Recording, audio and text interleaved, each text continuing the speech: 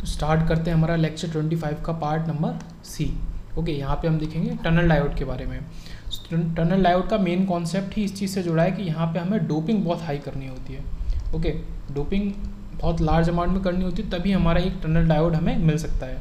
तो वैसे तो ये नॉर्मल डायोड की तरह है, बट कहाँ पे डिफरेंस आता है, ये जो रीज़न है पूरा, ये जो रीज़न है इस जगह पे कि आपका पहले तो करंट की वैल्यू बढ़ती है लीनियरली विद वोल्टेज।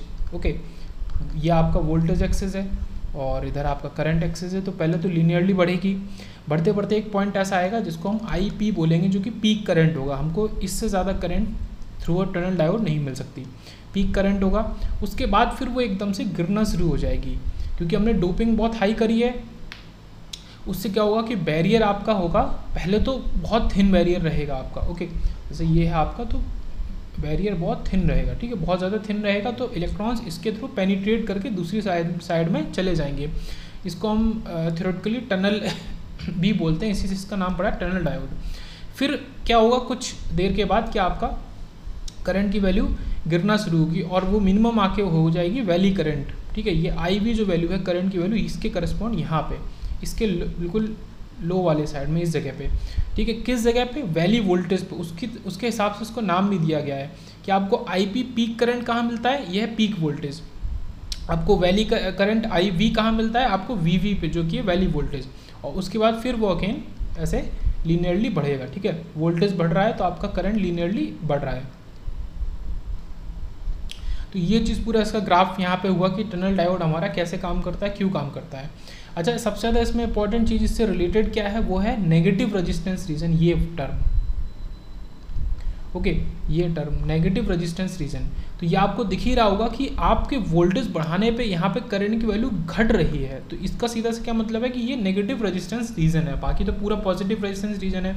मतलब अगर आई और वी आपका इन्वर्सली प्रोपोर्शनल हो जाए कभी, तो उसकी वजह से क्या हो जाएगा, हम कहेंगे कि ये नेगेटिव रेजिस्टेंस रीजन में है। तो ये नेगेटिव रेजिस्टेंस रीजन है। बाकी इसको इसाकी नाम के साइंटिस्ट ने इन्वेंट किया था, इसलिए हम इसको कभी कभी इसाकी डायोड भी कह देते हैं। ओके, टनल डायोड बोले या इसाकी डायोड बोले। तो ये इसका ग्राफ वाला पार्ट हो गया। उसके बाद थोड़ा थ्योरेटिकल पार्ट देख लेते हैं कि the tunnel diode is a thin junction diode. ठीक है, ये इंपॉर्टेंट वर्ड है, थिन जंक्शन डायोड विच एग्जिबिट्स नेगेटिव रेजिस्टेंस रीजन। ठीक है, ये भी हमने देख लिया। अंडर लो फॉरवर्ड बायस कंडीशन, ओके, आपका लो फॉरवर्ड बायस कंडीशन में ये नेगेटिव रेजिस्टेंस रीजन शो करता है और एक थिन जंक्शन डायोड है ये। उसके बाद क्या आता है, in this diode impurity concentration is generally increase. जो मैंने बात सबसे शुरू में बोली कि यहाँ पे आपको डोपिंग बहुत हाई करनी है, मतलब इम्प्योरिटी कंसंट्रेशन को काफ़ी ज़्यादा करना है। कितना, 1/10/3, 1 part in 10/3। Okay, as a result the device characteristics is completely change. इसकी वजह से पूरी कैरेक्टरिस्टिक जो डिवाइस की है, या जो नॉर्मल डायोड के कंपेरिजन में जो बात कर रहा है, तो यहाँ पे पूरा बदल गया है। Okay, completely change.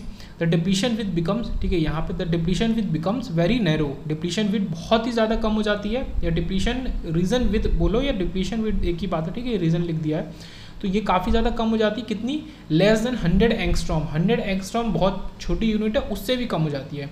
This thickness is only about 1/50th, okay, of wavelength of visible light. और 100 एंगस्ट्रॉम कितना है, 1/50th पार्ट है विजिबल लाइट की वेवलेंथ का। मतलब ये कि कंपैरिजन करके बताया है कि अगर आप इसकी वेवलेंथ विजिबल लाइट की वेवलेंथ से कंपेयर करें तो इससे कितना कम आपका हो जाता है।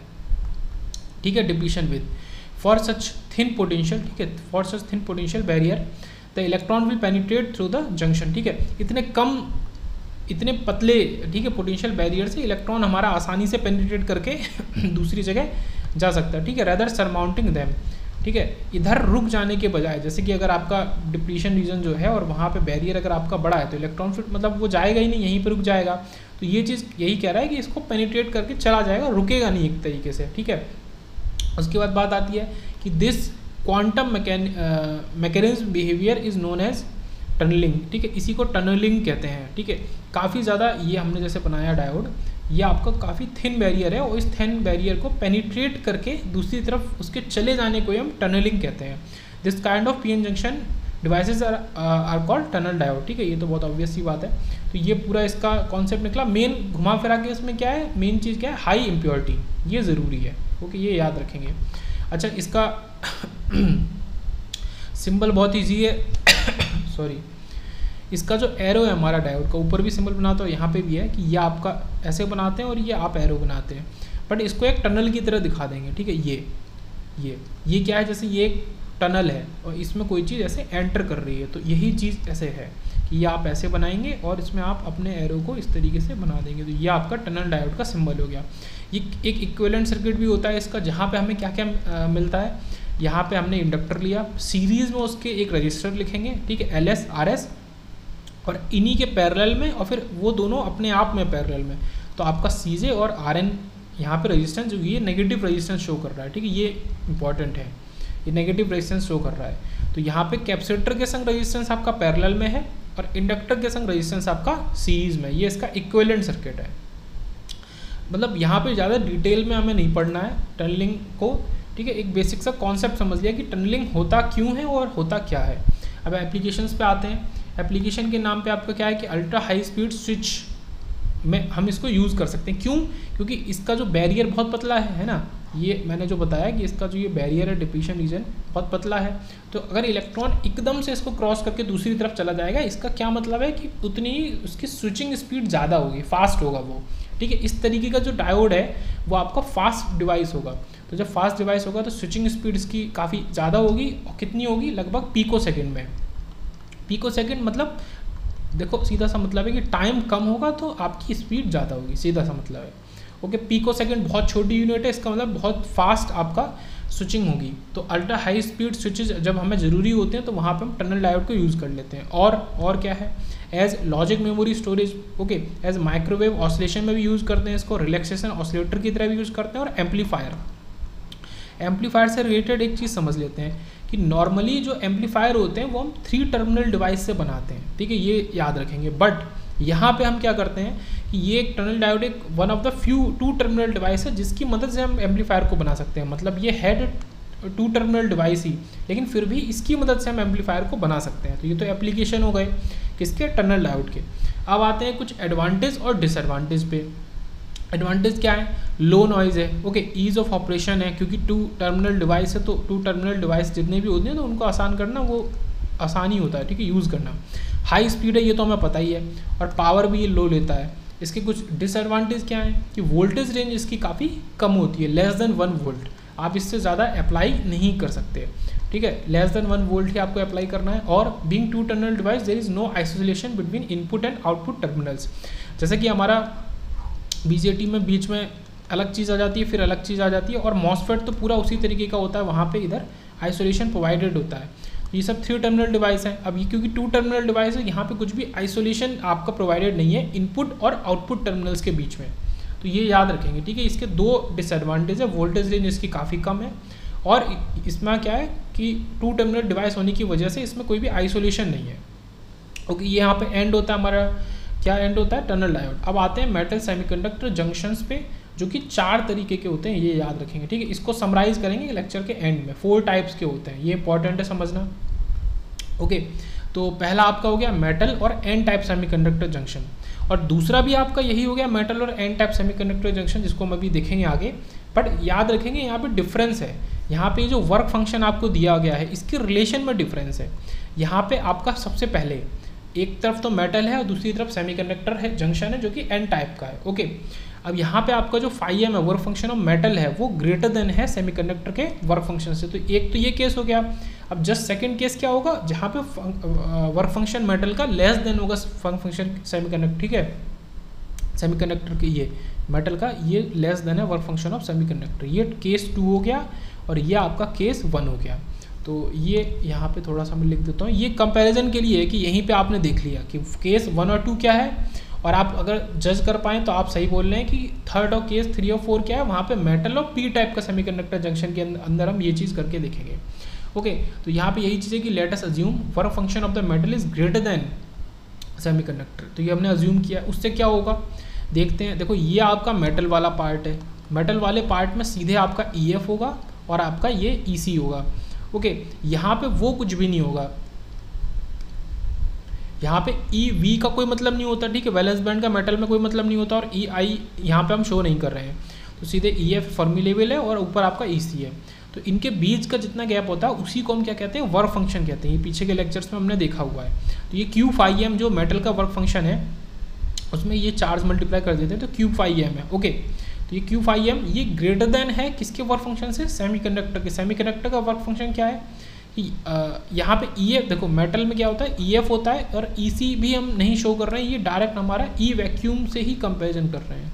ये ई वैक्यूम है, वर्क फंक्शन हमेशा ई वैक्यूम जो टॉप मोस्ट एनर्जी लेवल होता है और ई एफ के बीच में निकालते हैं। ठीक है, ये याद रखेंगे हमेशा, ई वैक्यूम जो टॉप मोस्ट है और ई एफ के बीच में।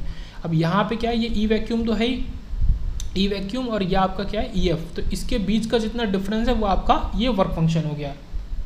ओके, क्यू फाई एस, तो ये हो गया आपका। उसके बाद ये ई सी हो गया आपका यहाँ पे, और नीचे ई वी हो गया और बीच में ई वी, ई आई हो गया। तो ये सारी चीज़ें हो गई। अब यहाँ पे समझने वाली क्या बात है कि यहाँ पे क्योंकि ये एन टाइप है, मेजॉरिटी कैरियर क्या होगा, इलेक्ट्रॉन होगा। इलेक्ट्रॉन यहाँ पे मेजॉरिटी कैरियर है, तो इलेक्ट्रॉन आपको एकदम मतलब याद हो जाना चाहिए अब तक तो, अगर आपने पूरा पीएन जंक्शन सब पढ़ा है इसके पहले लेक्चर्स, कि आपका इलेक्ट्रॉन डाउन हिल मूवमेंट को पसंद करता है और आपका होल्स अप हिल मूवमेंट को पसंद करता है। अब क्योंकि ये वैल्यू आपकी कम है, ये जो मतलब ये आपका ई सी हाई लेवल पे है एज़ कम्पेयर टू इसका ई एफ। ठीक है, ये हाई है, ऊपर है, और ये आपका एक डाउनहिल मूवमेंट को जगह दे रहा है। ओके, तो इलेक्ट्रॉन यहाँ से यहाँ पे आ जाएगा, तो ये डाउनवर्ड मूवमेंट होगा फ्रॉम हाई टू लो। ठीक है, एकदम बेसिक। अब इसको हम मैच करेंगे, ठीक है, अपने ई एफ को मैच करेंगे। ओके, तो यहाँ पे क्या हो रहा है, ये हमने ऊपर ही दिखा दिया था कि आपका एन की वैल्यू कम हो रही है, तो ई सी माइनस ई एफ की वैल्यू बढ़ेगी। ठीक है, इस चीज़ को मैं मानता हूँ कि कोई फ़ायदा नहीं है इस चीज़ का करने का। इससे क्या दिक्कत होती है, आपकी कॉम्प्लेक्शंस और ज़्यादा बढ़ती हैं।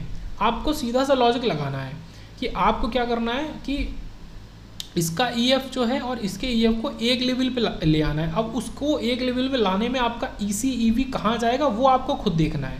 ठीक है, बहुत आसान है।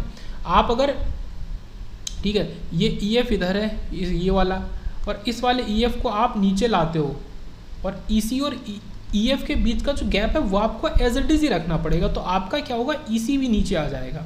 ओके, ये समझो।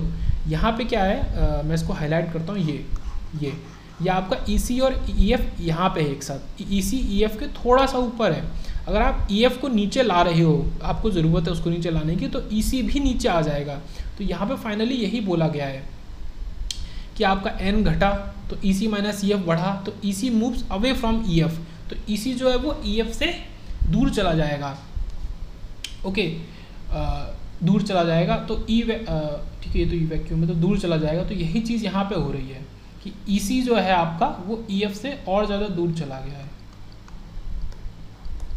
और फिर ई वी भी उसी तरीके से आपका आ जाएगा। तो ये आपका बैंड बेंडिंग है, मतलब ये कोई नया कॉन्सेप्ट नहीं है, ये पीछे का ही कॉन्सेप्ट है कि आपका बैंड कैसे बैंड होता है। ओके, ये बैंड बेंडिंग हुई है। बैंड बेंडिंग कहाँ शो हो रही है, ये बैंड बेंडिंग हुई है, इधर आपने इसको जोड़ दिया, ये बैंड बेंडिंग हुई है। पहले आपका ई सी जो पुराना वाला ई सी था वो इस लेवल पे था, आपका घट के इतना आ गया, ई सी नीचे आ गया, ई वी भी नीचे आ गया, और ई एफ भी आपका ई एफ भी नीचे आया। अब ई एफ किसके इक्वल आ गया, इसके इक्वल आ गया। तो बैंड बेंडिंग का बेसिक सा कॉन्सेप्ट यही कहता है कि आपको दोनों तरफ के ई एफ को एक ही लेवल में लाना होता है। ओके, ये सारी चीज़ें मतलब एकदम एग्जैक्ट थ्योरी में नहीं लिखी हुई हैं, बट यही यहाँ पे हो रहा है। तो आप इस कॉन्सेप्ट से ना समझते हुए ये जो ये वाला है कि एन को घटाएंगे तो ई सी माइनस ई एफ बढ़ जाएगा, और कौन कहाँ जाएगा वो सब छोड़ दो, उसको करने की ज़रूरत नहीं, उससे कॉम्प्लेक्सिटी बढ़ेगी ही। आपको क्या करना है, आपको ई एफ को एक लेवल में लाना है। उसको एक लेवल में लाने की वजह से आपका ई सी और ई वी जो भी ऊपर नीचे होगा वो आप मैनेज कर लोगे, उतना हार्ड नहीं है।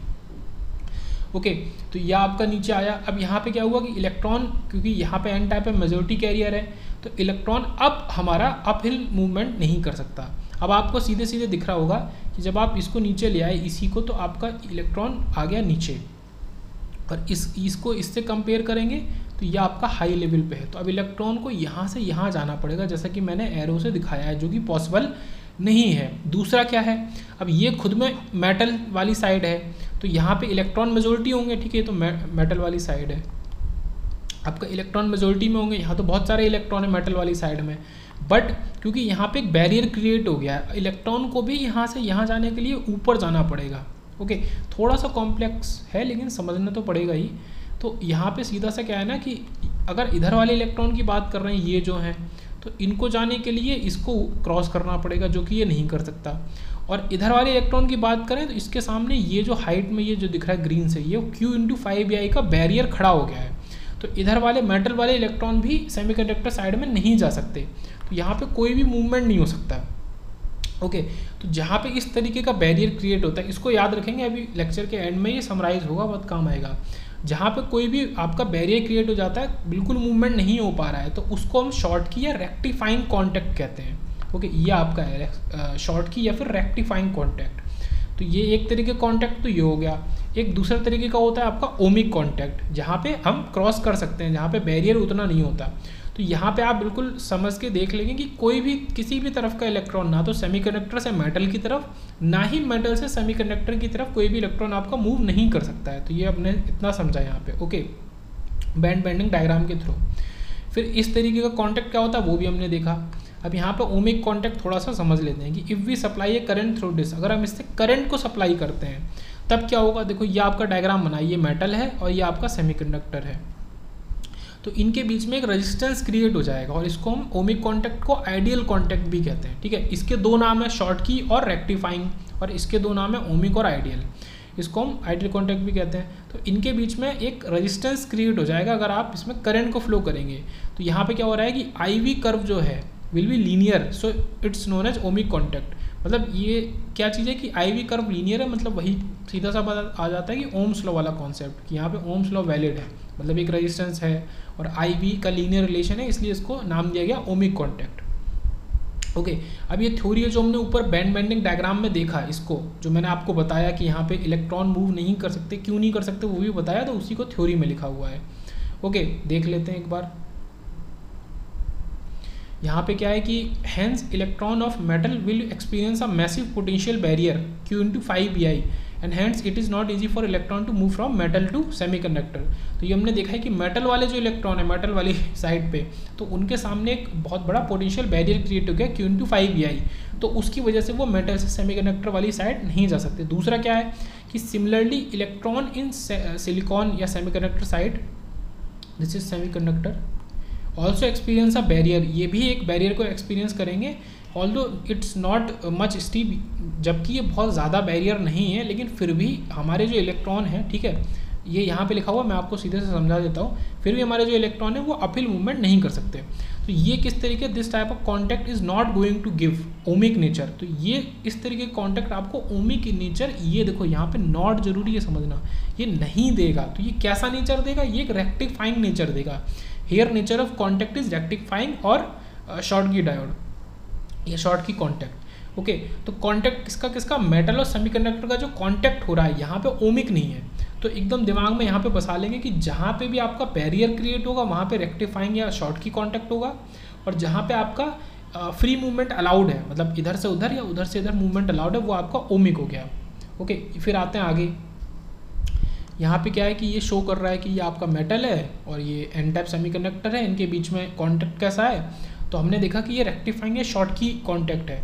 तो इसी से नई चीज़ या नया कॉन्सेप्ट निकल के आता है कि आपका शॉर्ट की डायोड असल में क्या होता है और वो कैसे बनता है। शॉर्ट की डायोड असल में आपका मेटल और सेमीकंडक्टर के कॉन्टैक्ट से ही बनता है। तो ये जो चीज़ बनी इससे, ठीक है, ये मेटल और सेमीकंडक्टर का कॉन्टैक्ट हो रहा है और ये आपका कैसा है, शॉर्ट की टाइप का है, ओमिक नहीं है, तो इसी से आपका शॉर्ट की डायोड बना। ओके, इसका सिंबल बहुत आसान है, आपको ये डायोड बनाना है, ये आपने डायोड बनाया, ये जो मैं ये हाईलाइट कर रहा हूँ, और इसी में आपको इसी के साथ में एस सिंबल बना देना, ठीक है, रिजेंबलिंग एस सिंबल, शॉर्ट की एस से शॉर्ट की और एस सिंबल इसमें बना देना है। तो आपका सीधा सा ये है और यहाँ पे आपका सीधा लाइन की जगह ऐसे एस टाइप का बना देना है। ओके, ये लगभग सिमिलर ही होता है। देखो रिवर्स बायस में तो सिमिलर होगा नॉर्मल डायोड के, आप इसको डायग्राम से देख लो, कोई उसमें नई चीज़ तो है नहीं। बट फॉरवर्ड बायस में अगर देखेंगे तो आप कंपेयर करेंगे तो आपको दिखेगा कि इसका कट इन वोल्टेज लेस होता है नॉर्मल डायोड से, ठीक है। वी गामा सिलिकॉन का 0.7, ठीक है, सिलिकॉन डायोड का नॉर्मल डायोड की अगर बात करें तो, और यहीं पे इसका आपको वी गामा दिख रहा है 0.3, तो कम वोल्टेज पे ही ये आपका करंट को अलाउ या फ्लो करना शुरू कर देगा। अब यहाँ पे एक टर्म को समझते हैं जो कि हॉट कैरियर, ठीक है, और एक होता है वार्म कैरियर। वार्म कैरियर हम यूजली टर्म को यूज़ नहीं करते हैं, क्यों, क्योंकि उसका यूज़ होता ही नहीं। वार्म कैरियर सीधे से आपका रिलेट होता है नॉर्मल डायोड से।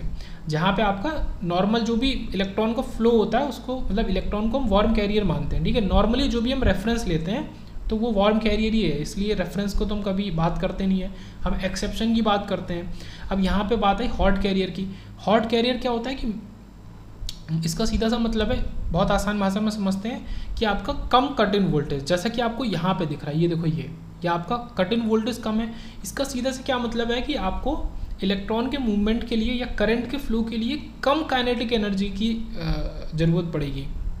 ओके सॉरी, मतलब जल्दी ही वो फ्लो करना शुरू कर देगा, मतलब आपको आउटपुट में ज़्यादा काइनेटिक एनर्जी देगा। इसका क्या मतलब है कि एक ये इलेक्ट्रॉन है, ये यहाँ पे बैठा हुआ, अब इसने चलना शुरू किया, ये ठीक है, एक इलेक्ट्रॉन ये है, ये बैठा हुआ है बट इसने जल्दी से चलना शुरू कर दिया। तो अब आप बताओ मुझे कंपेयर करके कि दोनों केस में किसके पास ज़्यादा काइनेटिक एनर्जी होगी, ठीक है, नीचे वाले के पास, ऑब्वियस ही बात है। तो यही कॉन्सेप्ट यहाँ पे लग रहा है कि आपकी कम कट इन वोल्टेज मतलब इलेक्ट्रॉन अर्ली फ्लो को शुरू कर देगा, ठीक है, फ्लो करना जल्दी ही शुरू कर देगा, तो उसके पास ज़्यादा काइनेटिक एनर्जी होगी। और इसी लार्ज काइनेटिक एनर्जी की वजह से ही इसका नाम पड़ा है, या इस तरीके के कैरियर्स का नाम पड़ा है हॉट कैरियर, ठीक है। ये डिटेल में हमने पूरी चीज़ समझी यहाँ पे इस डायग्राम की और हॉट कैरियर की। अब थोड़ा थ्योरी देख लेते हैं कि Schottky diode is form when metals, example aluminium, ठीक है, मेटल में हमने कौन सा लिया, aluminium, are brought into contact with moderately dope, ठीक है, और हमारा सेमीकंडक्टर कैसा होना चाहिए, मॉडरेटली डोप्ड होना चाहिए, बहुत ना ज़्यादा हो ना कम हो। N type semiconductor, it's a unipolar device, ये तो आपको दिख ही रहा है। क्यों? क्योंकि यहाँ पे होल्स का कोई कॉन्सेप्ट ही नहीं आ रहा है। आपका एक तरफ इलेक्ट्रॉन है, मेटल है, और एक तरफ आपका यहाँ पे भी इलेक्ट्रॉन है, क्योंकि एन टाइप का सेमीकंडक्टर है, तो यहाँ पे एक ही तरीके का आपका मेजॉरिटी कैरियर है। इसी वजह से ये कैसा है आपका यूनिपोलर डिवाइस है, ठीक है। Electron is majority carrier on both side of junction, these does delay present in junction diode due to hole electron recombination is absent. अच्छा, यहाँ पे एक चीज़ और समझो, जब आपका एक पी एन टाइप का डायोड होता है, ठीक है, पी और एन, जहाँ ये कैसा है बाईपोलर, तो यहाँ पे क्या होता है कि आपका जगह जगह पे प्रोसेस के बीच में इलेक्ट्रॉन और होल का रिकॉम्बिनेशन होता है। अब रिकॉम्बिनेशन होने में कुछ समय लगता है, तो उसकी वजह से थोड़ा सा डिले प्रोवाइड होता है वहाँ पे बाईपोलर डिवाइसेस में। बट यूनिपोलर डिवाइसेस में आप एक चीज़ से बच जाते हो, यहाँ पे कोई भी रिकॉम्बिनेशन नहीं हो रहा है। ओके, तो यही चीज़ इन्होंने बोली कि दस delay present in the junction diode due to hole electron recombination is absent. तो डिले यहाँ पे एब्सेंट है, तो इस वजह से ये थोड़ा फास्ट वर्क करती हैं, और इनका जो स्विचिंग टाइम होता है वो भी आपका कम होता है, ठीक है, शॉर्टर स्विचिंग टाइम, या फिर ये फास्टर वर्क करती हैं। तो एक इसकी ये और खूबी निकल के आई कि ये वर्क भी फास्टर करती है क्योंकि यूनिपोलर डिवाइस है। ओके, उसके बाद क्या कह रहा है कि it can be use for rectification of signal of frequency of signals exceeding 300 megahertz. तो 300 मेगाहर्ट्ज या उससे ज़्यादा के जो सिग्नल्स हैं, ओके, तो उनका रेक्टिफिकेशन हम इसकी मदद से कर सकते हैं, और इसके नाम में भी इसका रेक्टिफाइंग कॉन्टैक्ट है, तो वहीं से निकल के आया है रेक्टिफिकेशन का concept. It's commonly use in switching power supply at frequency of 20 gigahertz. तो 20 गीगाहर्ट्ज की फ्रिक्वेंसी पे हम इसको स्विचिंग पावर सप्लाईज में भी यूज़ कर लेते हैं। ओके, एग्जाम्पल आपका SMPS। ओके, तो स्विचिंग पावर सप्लाईज में भी 20 गीगाहर्ट्ज से ज़्यादा वाली, वहाँ पे हम इसका यूज़ करते हैं, किसका, शॉटकी डायोड का। उसके बाद आते हैं because of large contact area between metal and semiconductor. तो मेटल और सेमीकंडक्टर की, जैसे ये आपका मेटल है और ये आपका सेमीकंडक्टर है, ठीक है, तो इनके बीच का कांटेक्ट कहाँ हो रहा है, ये ब्लू से, तो ये काफ़ी बड़ा एरिया है, ठीक है। लार्ज कांटेक्ट एरिया की वजह से the forward resistance is lower and so is the noise. तो यहाँ पे क्या होता है कि कांटेक्ट एरिया ज़्यादा है, मतलब ज़्यादा इलेक्ट्रॉन फ्लो, देखो सीधा सा है कि एक आपको इतना कांटेक्ट एरिया मिल रहा है इधर से इधर जाने के लिए, इधर से इधर, एक आपको इतना सा मिल रहा है। तो जहाँ पे ज़्यादा आपको मिलेगा वहाँ पे रेजिस्टेंस आपका लेस होगा, और यहाँ पे रेजिस्टेंस आपका ज़्यादा होगा क्योंकि कम ही जगह है, इलेक्ट्रॉन कोलाइड करेंगे। ओके, तो रेजिस्टेंस कम है, इसका मतलब नॉइज़ भी कम है। तो ये देखो, ये इससे कनेक्टेड है कि hence so is the noise, तो नॉइज़ भी यहाँ पे आपका कम होता है। उसके बाद it's low noise figure refines application is sensitive communication receivers like radar. तो जो सेंसिटिव कम्युनिकेशन रिसीवर्स होते हैं, जहाँ पे हमें ज़रूरत होती है कि लो नॉइज़ की चीज़ें, मतलब जो भी हम उसमें डिवाइसेज यूज़ कर रहे हैं वो लो नॉइज़ हमें प्रोवाइड करें, तो वहाँ पे हम इसको यूज़ करते हैं, जैसे कि रडार। तो रडार में हम शॉटकी डायोड्स को यूज़ करते हैं क्योंकि वहाँ पे ज़रूरत है लो नॉइज़ चीज़ों की, लो नॉइज़ फिगर की।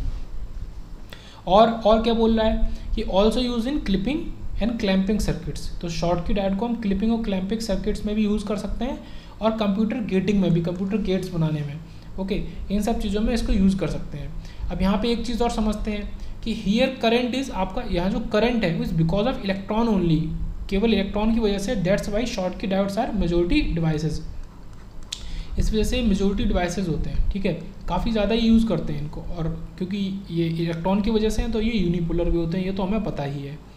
ओके, उसके बाद नेक्स्ट पॉइंट पे आते हैं कि because of low cut in voltage, जो कि हमने ऊपर देखा है कि नॉर्मल डायोड से कम होता है इनका cut in voltage, under forward bias electron will move with high energy, और ये भी हमने देख लिया, ये मैंने आपको समझा दिया कि हॉट कैरियर क्यों होता है और क्या होता है। तो इलेक्ट्रॉन आपका मूव कर रहा है हाई एनर्जी के संग, so they are commonly called hot carrier, तो इसी की वजह से हम इनको हॉट कैरियर कहते हैं। And Schottky diode is also known as hot diode, तो शॉर्टकी डायोड को ही हम हॉट डायोड भी कहते हैं, क्योंकि इसके अंदर के जो इलेक्ट्रॉन होते हैं वो काफ़ी ज़्यादा काइनेटिक एनर्जी से ट्रेवल करते हैं। ओके, एक छोटा सा क्वेश्चन देख लेते हैं, इजी सा है, इसमें कुछ है नहीं, ये सीधे से कंपैरिजन है शॉर्टकी डायोड का, एक आपका नॉर्मल या सिलिकॉन डायोड का, एक आपका एलईडी का। तो यहाँ पे सीधे से आपको ये याद रखना है कि शॉर्टकी डायोड का आपका कट इन वोल्टेज सबसे कम होता है, ओके, फिर आपका सिलिकॉन, और फिर आपका एलईडी का आपका कट इन वोल्टेज सबसे ज़्यादा होता है। ओके, एलईडी का कट इन वोल्टेज आपको दिख रहा होगा सबसे ज़्यादा होगा, large value of V gamma, और शॉर्टकी के लिए low value of V gamma है, ठीक है, इतना सा याद रखेंगे। नंबर 2 पे आते हैं, जिसकी मैंने बात पहले ही कर ली, इसलिए मैंने यहाँ पे लिखा भी है कि सेम एज बिफोर। तो नंबर 2 आपका सेम वही है कि मेटल और एन टाइप का कॉन्टैक्ट, बट यहाँ पे एक चीज़ हमने बदल दी है, यहाँ पे हमने जो φm है वर्क फंक्शन ऑफ मेटल को कम कर दिया है वर्क फंक्शन ऑफ सेमीकंडक्टर से। ओके, तो ये एक चीज़ हमने बदल दी है, let us assume work function of metal is less than आपका सेमीकंडक्टर। ओके, तो यहाँ पे क्या होगा, ये जो आपकी हाइट है इसकी वर्क फंक्शन ऑफ मेटल की ये कम है और आपकी सेमीकंडक्टर की ज़्यादा है, तो अब जो आपका मेटल वाली साइड में इलेक्ट्रॉन्स हैं मेजॉरिटी के, वो आपका इससे सेमीकंडक्टर वाली साइड में फ्लो करना शुरू कर देंगे, ठीक है। तो एक आपको मूवमेंट मिल गया, तो सीधे से इसी वजह से ये आपका ओमिक कॉन्टैक्ट हो गया, रेक्टिफाइंग नहीं हुआ, ओमिक हो गया इसी वजह से। ओके, दूसरा भी देखेंगे क्या सेमीकंडक्टर से मेटल की तरफ इलेक्ट्रॉन्स आ सकते हैं क्या, उसको भी चेक करेंगे अभी। ओके, तो यहाँ पे हमने बैंडिंग कर दी, क्यों, ये आपका EF है, हमें EF को एक लेवल में लाना होता है, ठीक है, इसका मेटल का EF ये और सेमीकंडक्टर का EF भी सेम लेवल में, तो हमने बैंडिंग कर दी, तो आपका इसकी वजह से EC आपका ऊपर चला गया, तो ये आपका ऐसे बैंड हो गया। देखो इलेक्ट्रॉन, तो ये मैंने बना के भी दिखाया है एरो कि बड़ी आसानी से इलेक्ट्रॉन इधर से इधर जा सकते हैं, electrons love downward movement. Okay, इसको हम एन बल्क भी कहते हैं, या ये न्यूट्रल एन रीजन है, मतलब ये एन रीजन है न्यूट्रल टाइप का, यहाँ पे इलेक्ट्रॉन्स बल्क में है, ये पूरा ही रीजन, यहाँ पूरे रीजन में ही आपके इलेक्ट्रॉन है। ओके, क्योंकि ये क्या चीज़ है, ये आपका EC है, EC के ऊपर इलेक्ट्रॉन मौजूद होते हैं, ये येलो से बनाया है, ये EC है, तो EC के जस्ट ऊपर पूरे इलेक्ट्रॉन मौजूद हैं, ये आपका एन बल्क रीजन है या न्यूट्रल रीजन है। ओके, तो आपको एक चीज़ तो साफ दिख रही है कि आपका सेमीकंडक्टर से आपका मेटल की तरफ इलेक्ट्रॉन का फ्लो हो रहा है बहुत आसानी से, ठीक है, एक चीज़ तो दिख रही है। अब दूसरा देखते हैं, या उस पर डिस्कस करते हैं थोड़ा सा दूसरे पॉइंट पे। तो यहाँ पे हम क्या लिख रहे हैं कि here n is greater than n bulk. Okay, तो n बल्क से ज़्यादा इलेक्ट्रॉन है मेटल वाली साइड में, एक तो ये बात है। The region near junction has got more electrons than neutral और बल्क n रीजन, ठीक है। तो जो रीजन नियर जंक्शन है, मतलब वो ये कह रहा है, आप समझो कि मेटल वाली साइड में इलेक्ट्रॉन तो पहले से थे ही, वो तो ठीक है, बट ये जो जंक्शन के पास का रीजन है, मतलब ये जो बीच का रीजन है, यहाँ पे ज़्यादा इलेक्ट्रॉन हो जाएंगे एज़ कम्पेयर टू ये रीजन है एन बल्क वाला। क्यों, यहाँ तो इलेक्ट्रॉन जो थे ही न्यूट्रल रीजन में, बट क्योंकि ये मूवमेंट शुरू हो गया, तो मूवमेंट कंटिन्यूसली चल रहा है, तो ये जो बीच का रीजन है, यहाँ पे आप किसी भी मूवमेंट में चेक करोगे, ठीक है, तो यहाँ पे आपको बहुत सारे इलेक्ट्रॉन मिलेंगे। तो ये जो रीजन है इस जगह पे as compare to N bulk, आपके इस जगह पे आपके ज़्यादा इलेक्ट्रॉन्स हैं, वो यही कह रहा है। Okay, has got more electrons than neutral और bulk N region, hence this region is not a depletion region.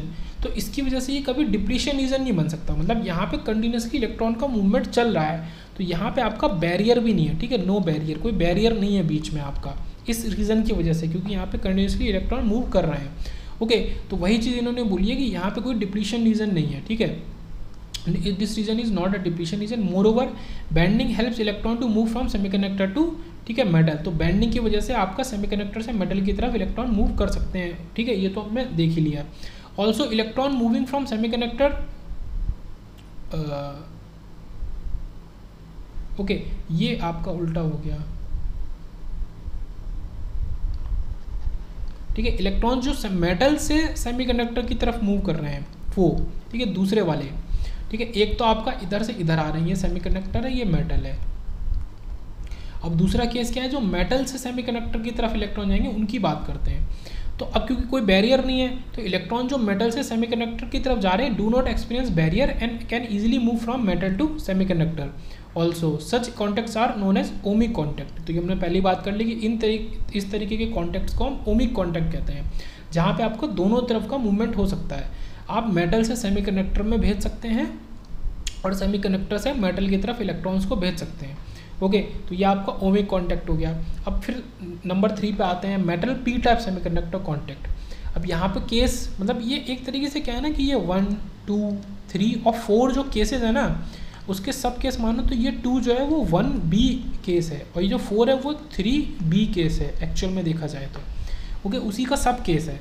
तो यहाँ पे मेटल पी टाइप सेमीकंडक्टर की बात करेंगे, पर पहले क्या सेम वही कि आपका जो वर्क फंक्शन मेटल का है वो ज़्यादा है वर्क फंक्शन सेमीकंडक्टर से। ओके, तो ये आपको साफ साफ दिख रहा है। अब यहाँ पे इलेक्ट्रॉन होंगे माइनॉरिटी और होल्स होंगे मेजॉरिटी, और होल्स कहाँ मौजूद होते हैं, ईवी में, ईवी के नीचे, ठीक है। होल्स मेजॉरिटी है, ये पी टाइप है आपका, इसका वर्क फंक्शन ज़्यादा है, इसका कम है। तो यहाँ के जो माइनॉरिटी इलेक्ट्रॉन्स है वो तो आपका फ्लो कर सकते हैं, क्यों, क्योंकि यहाँ पे ये डाउनहिल मूवमेंट बन गया है। और आप अगर देखें तो होल्स भी मूव कर सकते हैं, क्यों, क्योंकि होल्स के लिए अपहिल मूवमेंट है और होल्स लव करते हैं अपहिल मूवमेंट को। तो इसी चीज़ को पहले बैंड बैंडिंग डायग्राम बना लेते हैं फिर देखते हैं। ये आपका मेटल है, मेटल के पास तो बहुत सारे इलेक्ट्रॉन हैं, ये तो आपको पता ही है। ओके, और ये आपका बैंड हो गया। आपको क्या करना है, EF को एक लेवल में बनाना है। तो ये आपका EC नीचे चला गया। अब जैसे ही EC नीचे चला गया बैंड होने के बाद, अब ये जो इलेक्ट्रॉन का मूवमेंट हो रहा था ये वाला ऊपर वाला, ये आपका बंद हो जाएगा। क्यों, क्योंकि ये तो पहले हो रहा था बैंड होने के पहले। अब जैसे ही आप बैंड को बैंड कर देंगे तो यहाँ से इलेक्ट्रॉन अब ऊपर नहीं जा सकते। ओके, बट यहाँ के होल्स ऊपर जा सकते हैं और वो जाके रिकम्बाइन करेंगे, इलेक्ट्रॉन और होल आपके रिकम्बाइन करेंगे। हाँ, यहाँ पे एक चीज़ हो सकती है कि जो मेटल के इलेक्ट्रॉन्स हैं, मेटल साइड वाले इलेक्ट्रॉन्स हैं, वो आपका डाउनहिल मूवमेंट को शो कर सकते हैं, ठीक है। उनके लिए कोई रोक नहीं है, वो आपका डाउनहिल मूवमेंट को शो कर सकते हैं। जो मेटल की साइड में इलेक्ट्रॉन है वो सेमीकंडक्टर की साइड में चले जा सकते हैं। Holes love to move uphill, ठीक है, वही चीज़ है कि होल्स अपहिल जाना मूव लव करते हैं। As soon as they reach to the junction they recombine with electron, ठीक है, फ्रॉम मेटल। इलेक्ट्रॉन जो मेटल से आ रहे हैं उनके संग वो रिकम्बाइन कर जाएंगे। सो चार्ज फ्लो इज कंटिन्यूस, तो इसकी वजह से चार्ज फ्लो कंटिन्यूस है। अच्छा, जैसा हमने पिछले केस में देखा कि इलेक्ट्रॉन लगातार मूव कर रहे थे, तो वही चीज़ यहाँ पे है कि होल्स लगातार मूव करते रहेंगे और रिकम्बाइन करते रहेंगे, तो चार्ज फ्लो कंटिन्यूस है। तो यहाँ पे बैरियर नहीं होगा, ठीक है, सेम वही चीज़ कि यहाँ पे कोई भी बैरियर क्रिएट नहीं होगा। अब वैसे तो ये आपका थोड़ा सा कर्व नीचे की तरफ है, बट फिर भी इलेक्ट्रॉन आपके इधर से इधर, थोड़ा बहुत इधर से इधर आपके जा सकते हैं। ओके, तो चार्ज फ्लो कंटिन्यूस होने की वजह से यहाँ पे कोई बैरियर नहीं है, इसी वजह से ये एक ओमिक कॉन्टैक्ट है। तो यहाँ पे मैंने दोनों ही लॉजिक बता दिया कि होल्स इधर इससे इधर जा रहे हैं। अब क्योंकि ये पी टाइप है तो यहाँ पे हम होल्स की बात ही करेंगे, और जो मेटल के इलेक्ट्रॉन्स हैं वो आपके मेटल से सेमीकंडक्टर में जा सकते हैं। ओके, तो ये दोनों चीज़ पॉसिबल हो सकती हैं, तो इसकी वजह से ये आपका ओमिक कॉन्टैक्ट हो गया।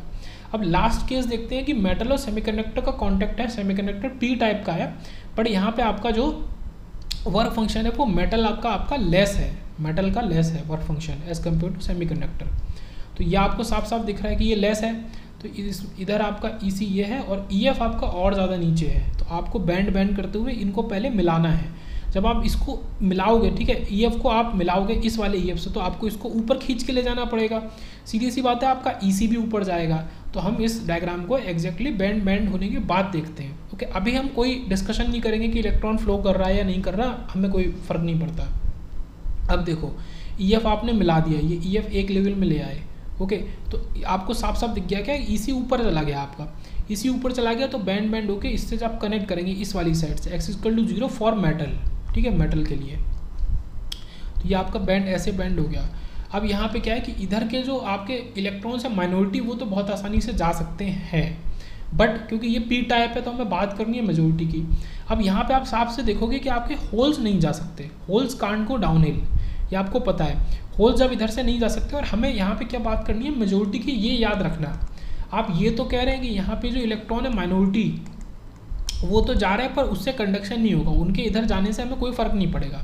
तो होल्स हमारे जा नहीं सकते, और जब होल्स जा नहीं सकते इसका मतलब यहाँ पे एक बैरियर क्रिएट हो गया है, और जब बैरियर क्रिएट हो गया है तो इधर वाले जो इलेक्ट्रॉन है ये अपिल नहीं जा सकते, और इधर वाले जो इलेक्ट्रॉन हैं भी, ठीक है, पी टाइप में माइनॉरिटी, उनसे फ़र्क नहीं पड़ता अगर वो जा भी रहे हैं थोड़े बहुत, ठीक है, थोड़े बहुत इलेक्ट्रॉन इधर से इधर जा भी रहे हैं तो उससे कोई फ़र्क नहीं पड़ता, क्योंकि यहाँ पे पहले से बहुत ज़्यादा इलेक्ट्रॉन है।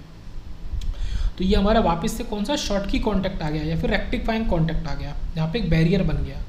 ओके, तो इसी को कर लेते हैं डिस्कस कि holes are majority carrier and they love to move appeal.